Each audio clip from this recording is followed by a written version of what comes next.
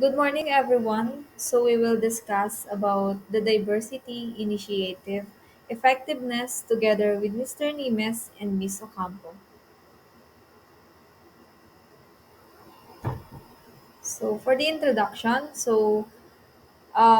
yung organization na tumatanggap ng diverse employees has a greater range to of perspective para makover yung mga organizational decision making nila within the group. Dahil nga diverse employees yung meron si organization, mas magiging madali para sa kanila makipag-interact in the diverse customer space. Next is organization wants from diverse initiative. So meron siyang 8 motivators that stimulate an organization interest in diversity. First is legal pressures. So this one is refers to the law and regulations na that mandate diversity and inclusion practices with organization. Then next one is regulatory pressures. This one naman is signify the governmental rules and guidelines that require companies to embrace diversity and equity in their operations. Third is labor market demographics. Ito naman is to highlight the changing composition of workforce, confronting organizations to prioritize yung diversity initiatives to reflect these shifts. Then yung pang-apat is internal employee pressures. Um, employee complaints to demands yan. Within the organization, urging the leadership to address diversity issues. Yun. And then yung panglima is yung diverse customer bases. This one naman necessitate organization to embrace diversity to effectively cater to the needs and preference of varied consumers demographic. Then yung globalization naman is drives the organization to embrace diversity as they operate an increasingly interconnected and culturally diverse market. The next is personal commitment of business leaders to diversity. This one naman is to diversity signifies the dedication of uh, organizational leaders to foster an inclusive environment. Then yung last is external pressures from community, religious, or political groups exert influence on organization to prioritize diversity and inclusion efforts to align with societal expectations. Then for the diversity recruitment, one of the aspect of workplace is yung to ensure the positive relationship to others.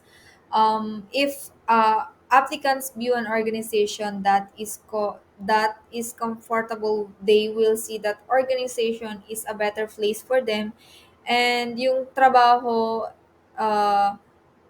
uh, yun, to work and to start and journey in a workplace actions. So one of example of this is I experience um, in the youth organization in our barangay where I seen the members is so comfortable to join to, and because of that I view an organization so easy to have communication and they have a positive environment.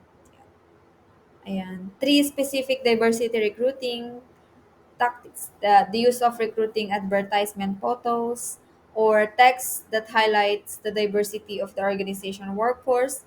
Then the inclusion of statement that communicate the organization equal employees opportunity or diversity manage policies in recruiting materials. Then yung sa the use of female racial minority requires one of the benefits of this is to ensure the diverse workforce of the environment. it is to improve presentation and to communicate effectively and productively.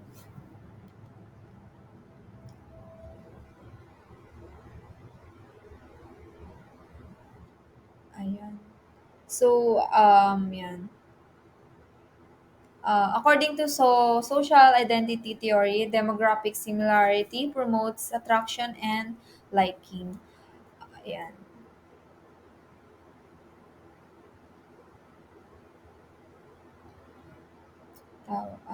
Yung sa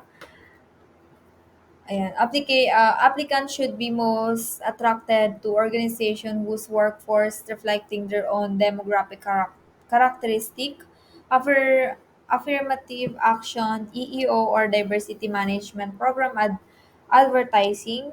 And then yung sa identity blind, this strategy is sometimes referred to as a color blind or gender blind, involves hiring companies ignoring certain demographic traits in an effort to prevent bias. The intention is to minimize the discrimination by making sure that the candidate's skills and qualifications are the only things being considered. So one of example nito is yung pag mag-a-apply ng work, di na nila titignan yung gender. More focuses sila sa skills and competencies ng applicant para maiwasan yung pagiging bias. Yung sa identity consciousness naman, this method is considered the candidate's demographic while recognizing the appreciating diversity. Instead of aggressively supporting one group over another, must try to identity the consciousness aims to actively seek out the value variety, understanding that the range of experiences and viewpoints can benefit the organization. So this strategy can aid in addressing the underrepresentation and fostering the inclusive work environment. One of the example of this also is yung recruiter focus siya sa kung ano yung mas may input ng applicant rather sa group na kasama siya kung saan siya belong. Ito naman naka-focus ata siya sa ano, demographic pero may appreciation pa rin sa diversity. Ayan. Then this one naman is yung sa female and racial minority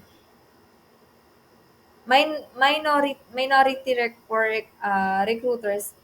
This sentence described the study where research that examined how similarities in race, sex, and age between job recruiters and candidate influence perception. They found that race similarity affected how likable and effective recruiters were perceived to be, but it did not affect perceptions of the job or organization attractiveness.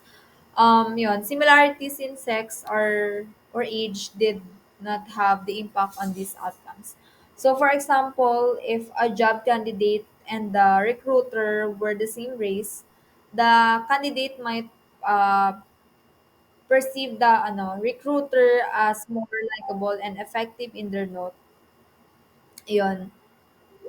Regardless of whether the candidate and the recruiter were the same sex or age, it didn't influence the candidate, the perception of the job or organization's effective.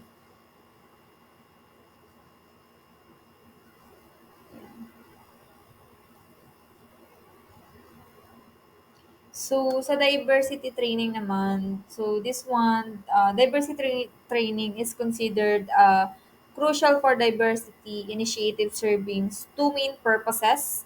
Firstly is yung means to inform employees about the strategy and initiatives. And secondly, to foster behavior changing among employees, thereby enhancing the relations with the organizations.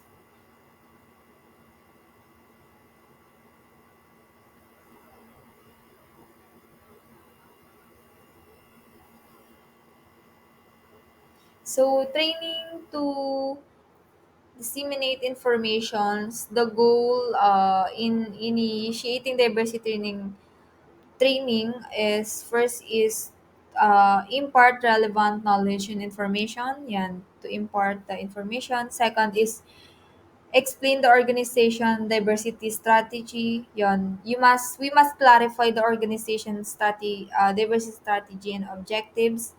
Then yung pang-apat is align expectation for the initiatives. And then last is create positive interest by outlining the potential benefits to the employees.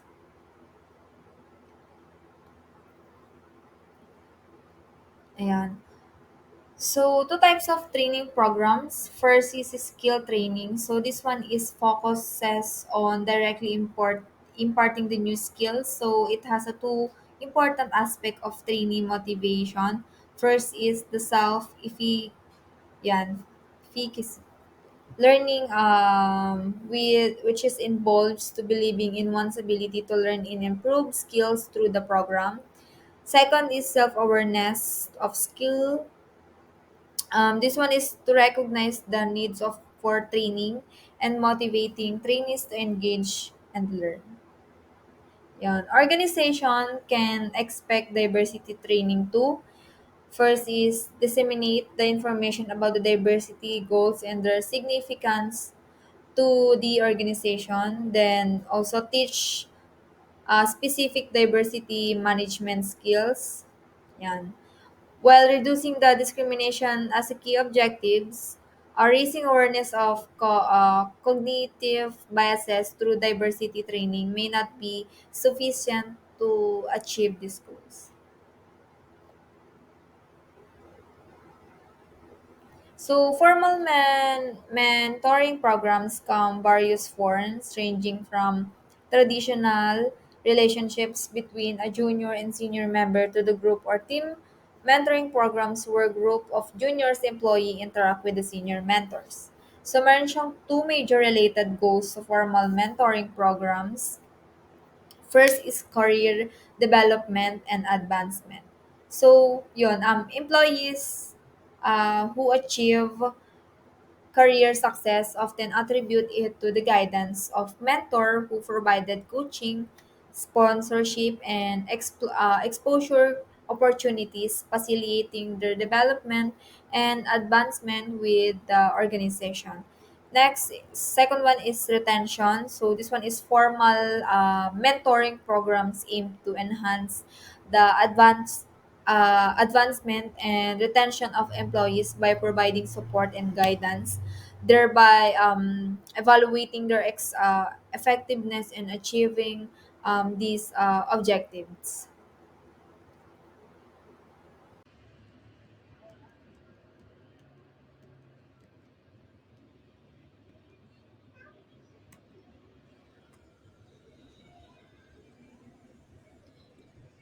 So we have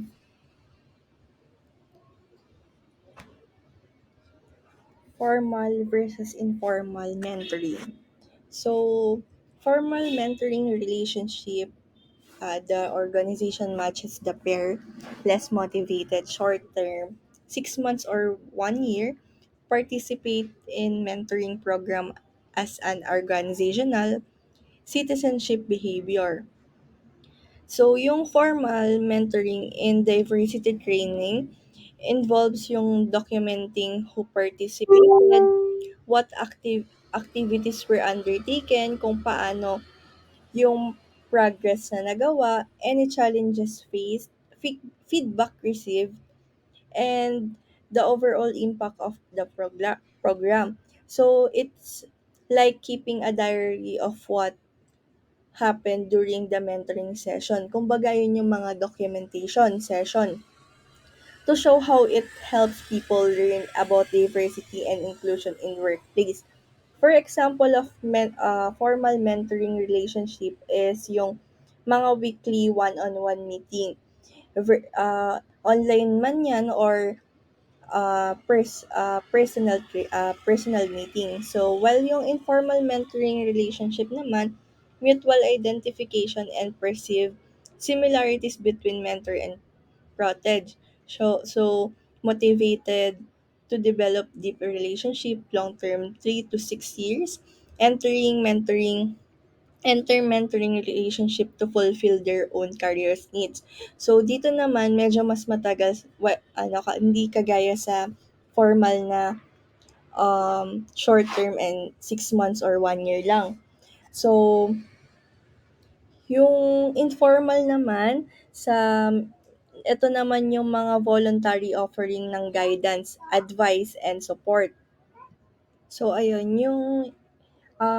sa formal, ito naman yung mga voluntary offering guidance, advice, and support based on their own knowledge and expertise. So, yung mga usually na na-encounter natin na informal mentoring, ito yung mga casual conversation, interaction, or yung mga shared experiences nila. Next is, mentoring programs will have a greater impact on advancement of if they influence decision maker stereotypes. So next one is decision maker stereotypes. So can result in bias based performance evaluation and underestimation of an employee's potential. Then can also lead to differential treatment and discrimination. So dito naman is balik muna tayo dito sa mentoring programs. So, mentoring to enhance advancement naman, ito naman yung mga involved in pairing individual with experienced mentors who can provide guidance, support, and advice to help them progress in their careers. So, ito yung mga nagsusupport and nag-help sa kanila para matulungan sila sa mga careers nila. Then, mentors offer insights into navigating organization structures, developing skills, expanding networks, and sizing opportunities for growth.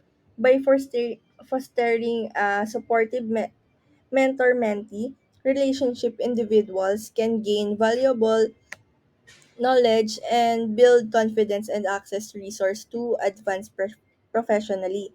This mentoring approach contributes to career development, skills enhancement, and overall success in achieving their career or goals. So, next one naman is yung decision maker stereotypes nga. So, nabasa ko na naman na kanina. So, ito yung mga or simplified beliefs about the characteristic of individuals in leadership roles. So, ito yung stereotype often include participations of authority, gender bias, risks or aversion, ageism, then meron din emotional detachment, exclusivity, and lack of diversity.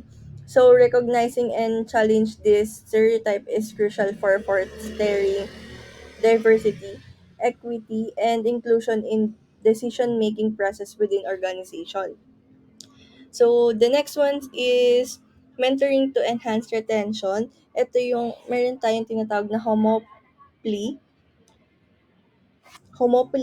So, interaction with similar orders. So, ito yung homopoly in mentoring refers to tendency for individuals to form connection with others who are similar to them in various ways, so such as demographics, interests or backgrounds when applied to mentoring programs. So, homophily can enhance retention by fostering sense of belonging, understanding, and rapport between mentors and mentees who share common characteristics or experiences. So, yung mga mentors, um, usually, sila yung mga madaming experiences na sinishare lang din nila sa mga beginners. So, this similarity can lead to the stronger relationship, increased trust, and better communication, ultimately contributing to higher mentee. Then, satisfaction and retention rates within the program. For example, mentoring to enhance retention could be a mentoring program within a tech company that pairs female software engineers with experienced female mentors by matching based on gender. The program aims to create a supportive environment where mentees feels understood and empowered, leading to increased retention of female engineers in the company. So the shared experience and perspective of mentor and mentees can facilitate more meaningful connections and mentoring relationship, ultimately tributing to improve satisfaction and retention among female employees.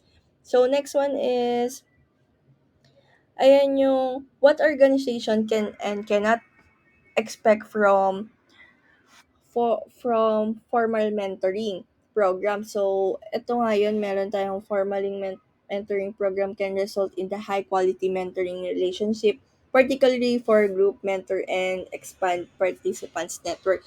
So, in short, organization can expect um, from formal mentoring programs such as structured guidance and support for employees and yung knowledge transfer and skills development, then enhance professional development and career growth opportunities, increase networking and collaboration within the organization, improve employee and retention and engagement. Then, however, organization cannot expect naman sa instant solution to all changes, guaranteed perfect mentor-mentee pairings, kasi minsan talaga meron talagang time na parang hindi gano'n kaano yung mentor tsaka mentee mo. Then, participation from, um, so, ayun, participation for all employees, immediate measurable outcomes, then yung complete replacement for other forms of development and support. So, the next reporter will be, ayan. So, sorry, meron pa pala po akong part. What uh,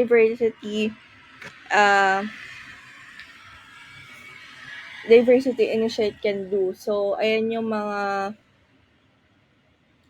mga diversity initiate can do, yung diversity recruitment. So, kailangan sa isang organization talagang may nare-recruit. Kada kada patas ng patas, meron siyempreng merong magiging may bago, then ikaw yung aakyat, then may bago na naman yung nakaraang bago, siya naman yung aakyat, yung mga ganun.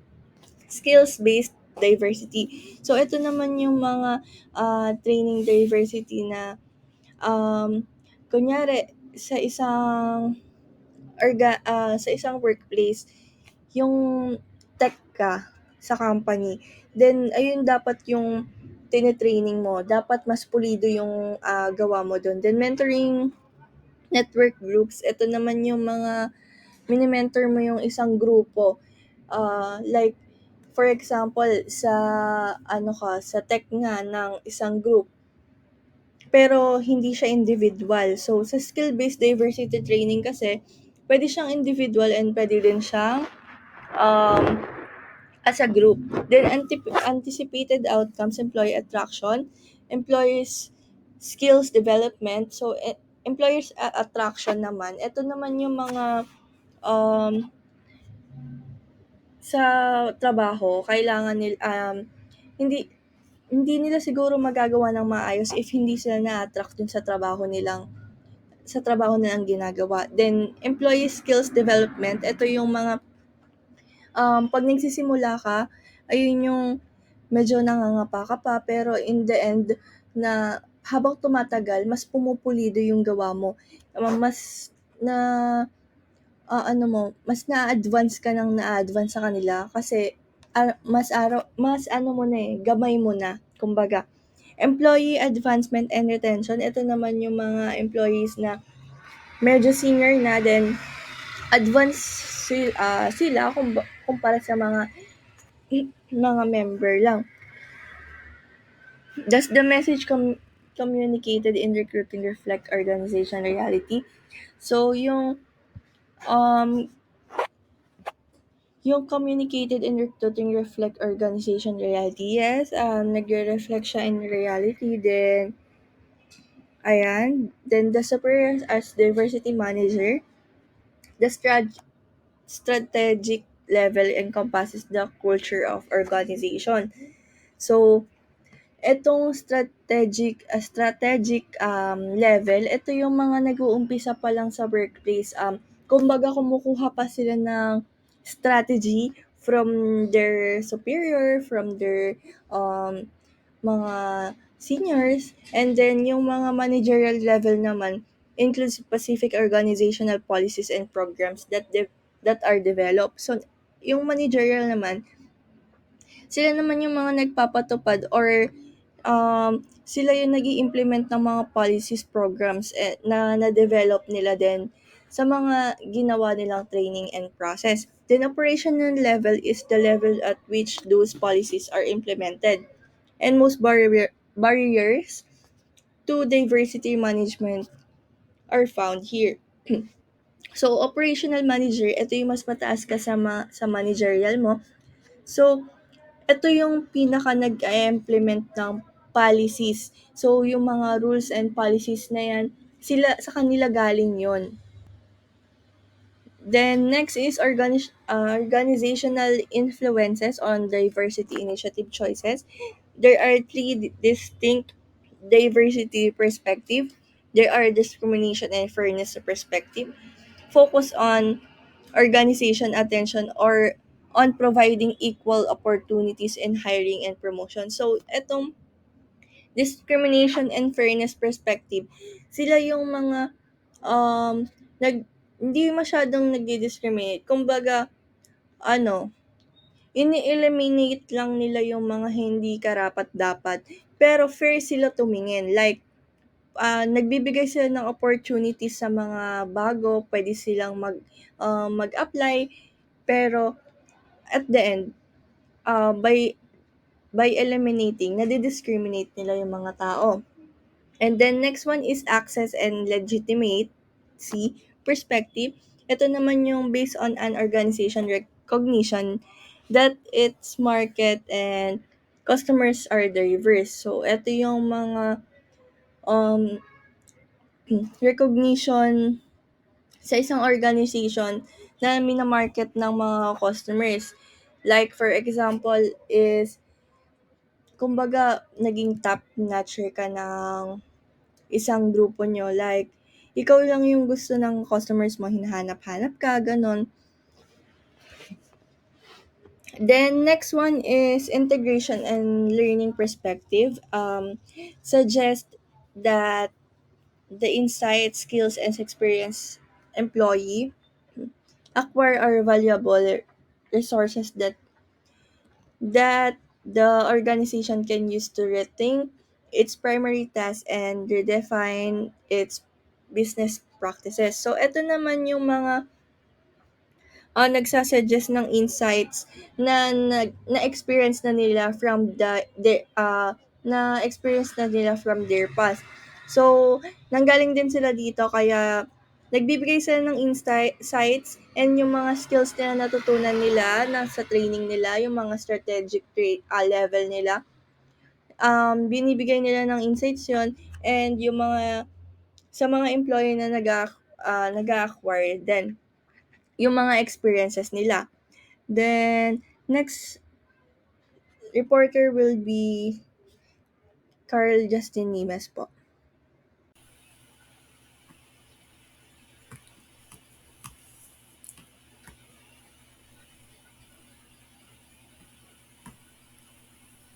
So, good day everyone. I'm Carlos Indivara Nimes and I'm about to discuss yung additional topic namin for this discussion, which is yung race issues in workplace diversity. So, for the introduction, this chapter delves into the complexities of racial diversity and discrimination, drawing parallels between the discrimination faced by various racial and ethnic groups and the struggles for gender equality parang exemplified by figures like Mahatma Gandhi sa South Africa. So it acknowledges that race is a visible marker of diversity and often becomes a basis for discrimination, as evidenced by the historical use terms like yung black and yung N-word natin na parang often prohibited to use, lalo na kung hindi ka naman black, as yung Negro to describe people doon nakatira sa Africa. So, both in foreign lands within the countries historically influenced by colonialism and religious domination. So it recognizes that racism extends beyond black and white dynamics affecting various cultures and minority groups globally such as yung mga Jews nung panahon ni Adolf Hitler na parang is showing hatred towards sa mga Hudyo or nakatira sa Israel and yung conflict doon sa Iraq and Syria. So however, this chapter also explores the positive aspects of racial diversity in the workforce, emphasizing how companies that embrace diversity can present themselves as multicultural and multinational enterprises. By welcoming individuals from different racial backgrounds, these companies not only enhance their credibility but also foster environments where diverse perspectives can thrive. Yet, this chapter acknowledges that despite efforts to promote diversity, racial prejudices persist and can lead to feelings of exclusion among minorities. So this necessitates the implementation of affirmative action measures to address disparities in recruitment and advancement opportunities. So moreover, this chapter also examines historical examples of racial discrimination, such as yung apartheid era in South Africa and contemporary initiatives like Black Economic Empowerment Aid at rectifying past injustices and promoting economic inclusion for marginalized racial groups. So, in all the parang this discussion no, advocates proactive measures to address racial prejudices and promote diversity in the workplace, recognizing the importance of creating inclusive environments where individuals of all racial backgrounds feel valued and respected. So let's proceed naman sa brief account of apartheid in South Africa. So first, ano nga ba yung apartheid, no? So, ano nga ba yung apartheid? So, ang apartheid no, is a system institutionalized racial segregation and discrimination that was implemented in South Africa from 1948 hanggang sa 1990s. So, yung apartheid is come from Afrikaans that means apartness or separateness. So under apartheid, the South African government enforced laws that divided the population along racial lines, with the white minority holding power and privileges over the black majority and other racial groups. So kumbaga dito sa pinatupad na ganitong klaseng rule sa South Africa is mas nangingibabaw yung privilege ng mga white group rather than doon sa non-white. So, hindi equal yung opportunities and privileges na nakukuha ng mga blacks compare sa whites.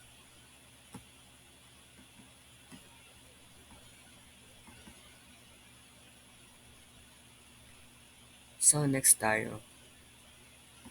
So, these laws mandated separate living areas, education facilities, and public amenities for different racial groups, kagaya na sinabi ko. So, una, let's dig deeper dito sa um, apartheid na to. So, sa racial classification, no, the Population Registration Act classified South Africans into racial groups, yung white, black, colored, and Indian, based on physical appearance and ancestry. So, these laws enforce strict racial segregation in all aspects of life, including sa mga housing, education, sa healthcare, and public facilities. So, this led to creation of separate schools sa mga black, ganoon din sa hospitals and neighborhoods for each racial group. So kumbaga lahat ng race hinihiwalay-hiwalay nitong um, um, rule na 'to. So non-white South Africans were required to carry passes to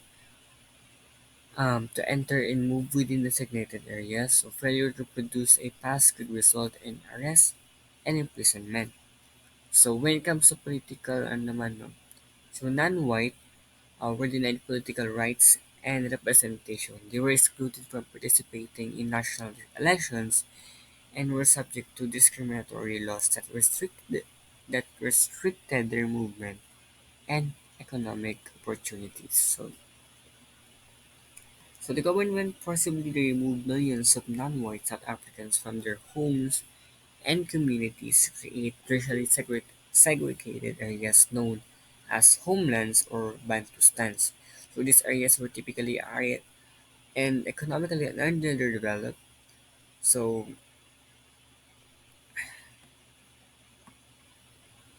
so suppression of opposition, the apartheid government used censorship, intimidation, and violence to suppress dissent and opposition to its policies.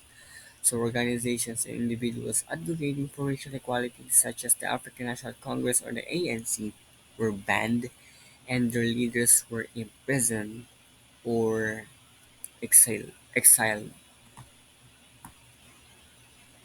So apartheid sparked widespread domestic and international condemnation, so leading to sanctions and boycotts against South Africa. So itong sistema na to is eventually collapsed during the early 1990s following negotiations between the apartheid government and anti-apartheid activists, culminating in the release of Nelson Mandela from prison and the transition to majority rule through democratic elections in 1994. So, para to set apart from racism and yung apartheid is official form of racial segregation. So, it was practiced nga in South Africa and official government policy siya. So, yung um, sa madaling salita, legal to. On the other hand naman, yung racism refers to broader social attitudes, beliefs, and practices that perpetuate discrimination and inequality based on race. So, while apartheid is a specific form of racism characterized by official government policies, racism can manifest in various social, cultural, and economic contexts. So racism involves a systematic privileging of one racial group over others, often resulting in political and economic discrimination against non-white individuals and communities. So unlike apartheid, racism may not always be codified into law but can still operate through social norms, institutions, and power structures. So ayun yung kinaibahan nun. So apartheid is parang before legal siya sa South Africa and yung racism naman is parang ayun nga, social norms can operate through institutions and yung power structures. So let's proceed with the next one. So millennials and racism. So the perception of millennials are as uniquely intolerant may indeed lead to more discriminatory behavior. As highlighted by various studies and analyses, so the one study conducted before and after Barack Obama's election revealed a significant decline in perceptions of racial discrimination among Americans. However, this decline was not mirrored by a reduction in actual discriminatory attitudes or behaviors. In fact, the decrease in perceived discrimination was associated with increased negative opinions of blacks and heightened opposition to affirmative action and immigration. So this suggests a disconnect between perception and the reality. So where perceived decrease in discrimination may lead to complacent- complacency or even exacerbate discriminatory attitudes. So while millennials are often characterized as more progressive and tolerant than previous generations, studies like the one by Vincent Hutchins indicate that the racial divide policies to alleviate racial inequality has not significantly decreased over time. So despite millennials' purportedly a progressive outlook on race, divisions between blacks and whites on explicit and implicit racial policy matters persist. So this suggests that while millennials may espouse more inclusive beliefs, structural barriers and deep-seated racial biases continue to shape attitudes and behaviors across generations. So Max's assertion that there is no not racist in real life underscores that complexity of racial attitudes and the pervasiveness of systemic racism. So merely claiming not to be racist does not absolute individuals of perpetuating discriminatory practices or benefiting from racial privilege.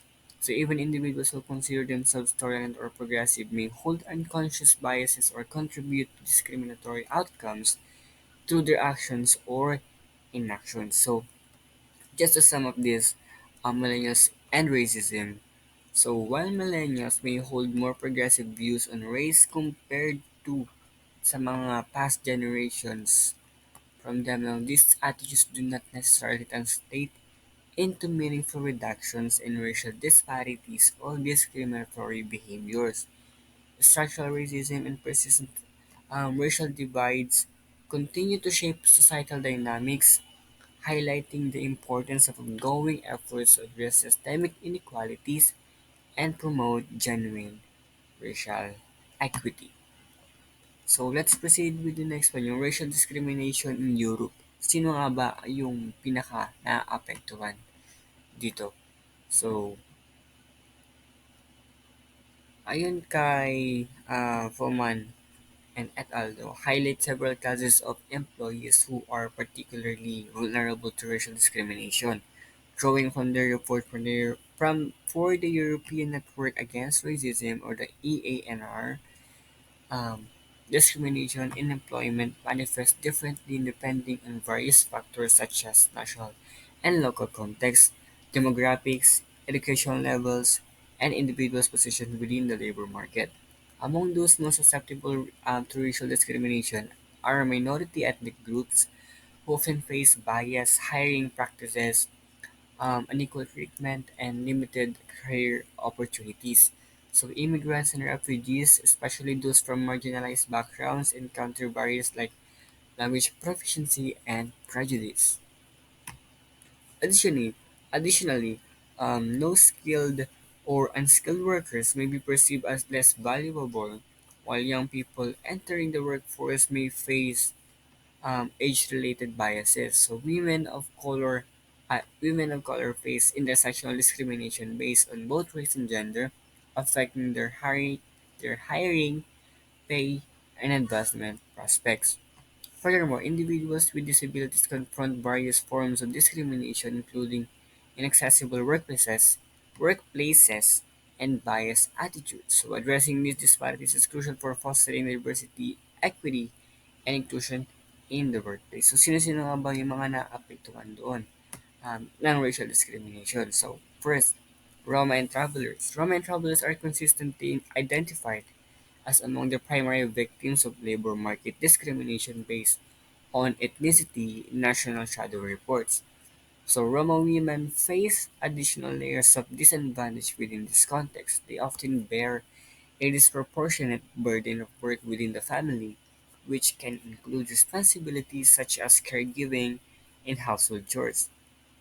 This unequal distribution of labor can limit Roma women's ability to participate fully in the workforce and pursue career opportunities outside the home. So, additionally, Roma women often encounter barriers when attempting to access daycare institutions for their children.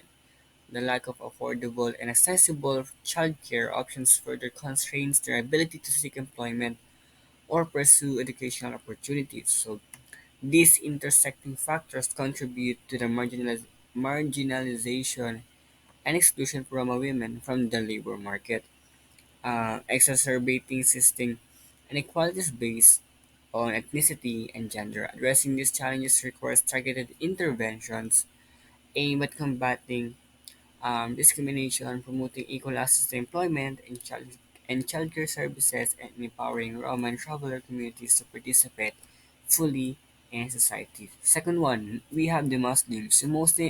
So Muslim individuals, especially mga kababaihan, is encounter significant labor market discrimination across multiple European countries like sa Austria, Belgium, Bulgaria, Croatia, Finland, France, Germany, Greece, Italy, Lithuania, and Luxembourg. In the same way the Netherlands, Poland, Spain, Turkey, and the United Kingdom. So stereotypes and negative perceptions of Muslims often perpetuate discriminatory practices, portraying them as threats to society rather than valued members. So as we all know naman yung history ng mga Muslims sa naging given sa they often labeled sa di naman talaga dapat sila naaakma sa ganong klaseng mga tao. So, in the labor market, Muslim individuals may face obstacles such as biased hiring practices, unequal treatment, limited career prospects, and barriers to full participation, particularly for Muslim women due to cultural norms and gender roles. So discrimination can lead to stigmatization, isolation, isolation, and restricted opportunities for advancement, undermining job satisfaction and overall well-being.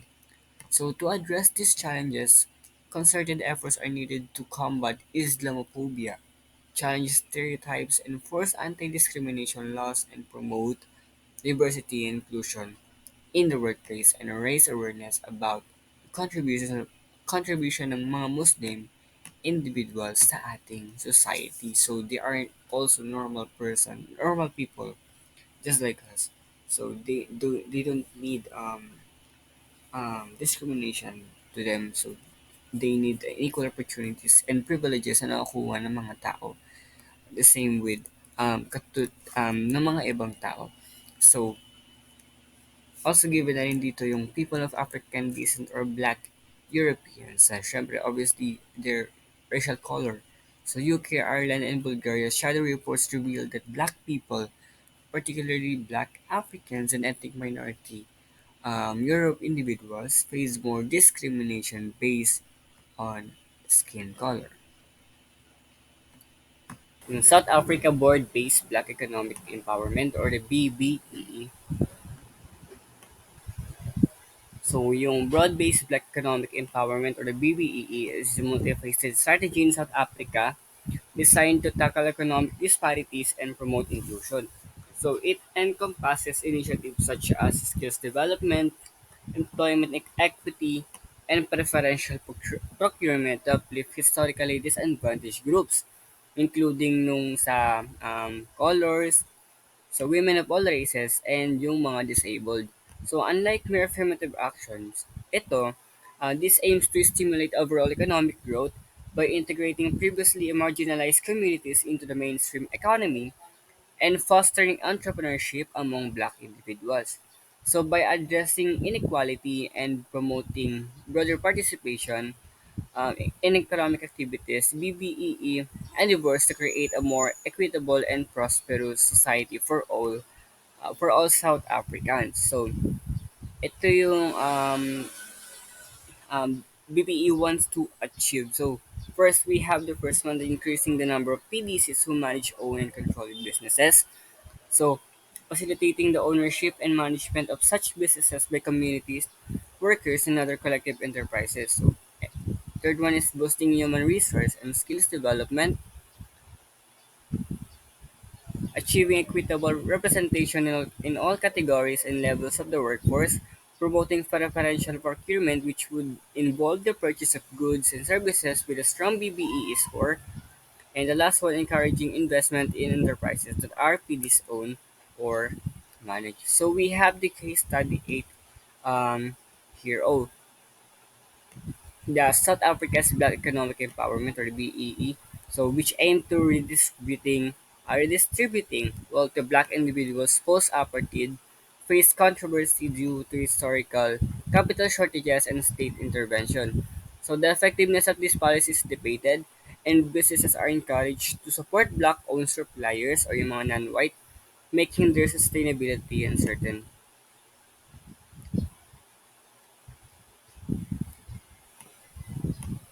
So despite the implementation of the BEE or the Black Economic Empowerment sa South Africa, many poorer black individuals still face significant barriers sa employment, leading to high unemployment rates. So BEE has been instrumental in increasing black participation in the economy, but it has also faced criticism for its flaws and unintended consequences. Few black South Africans have become wealthy through BEE, and political connections often outweigh business skills. Education is identified as a primary constraint on greater black participation in the economy, overcoming racial discrimination at work. So meron pinopost si Nicholson yung overcoming racial discrimination at work. So yun. Si Nicholson, he highlights the persistent issue of racism and discrimination in the workplace, affecting work performance, health, and overall well-being. So to combat this, he proposes affirmative action steps, promoting diversity, equity, and inclusive initiatives. These strategies providing diversity training, reporting incidents, and fostering an open environment for employees to speak up against the racism. So ito yung sinuggest ni Nicholson para ma-address ang problem about and yung ma-address and malabanan din yung racism sa workplace. We have the first one is to be part of the solution. Individuals in the workplace hold significant influence and power, and it's crucial to take proactive steps against racism. This includes speaking out against racism, supporting colleagues, and promoting inclusivity. So this contributes to a culture where all employees feel valued and empowered. So sa second step naman is discuss the issue first. So addressing racism directly with offenders is crucial for raising awareness and encouraging change. Silence may condone such behavior, so it's essential to communicate the unacceptable behavior. Open communication fosters a respectful workplace environment, creating a culture of accountability and mutual respect. Refer to the boss, manager, or a supervisor. So when we addressing racism in the workplace, it is crucial for the respectful and inclusive environment. It's essential to hold offenders accountable and ensure they are not engaging in inappropriate behavior. So individuals should advocate for change, seeking support from colleagues, allies, and external resources like anti-discrimination organizations or legal counsel. Persistence and accountability are key to creating a culture where racism is not tolerated. Next one is affirmative action. So the CUPE or the Canadian Union of Public Employees is advocating for a charter to combat workplace racism. Opposing the WTO's power over Canada's policies, they aim to expose and combat racist employment practices by educating members about trade negotiations, aligning with CUP's commitment to fairness and social justice. So moreover dito, the CUP is working to combat racism in the workplace through various initiatives, including courses on systemic racism, countering myths, and integrating anti-racism components into campaigns and education programs. They also provide training for shop stewards, leadership, promoting culture of inclusivity and equality. So to conclude this topic is like fighting against racism in the workplace is essential for several reasons. So first, racism creates an environment inequality and injustice where individuals are unfairly treated based on their race or ethnicity. This not only damages the well-being and morale of affected employees but also undermines productivity and cohesion within the workplace. So, moreover, allowing racism to persist reinforces harmful stereotypes and perpetuates systemic discrimination, hindering efforts to create diverse and inclusive workplaces.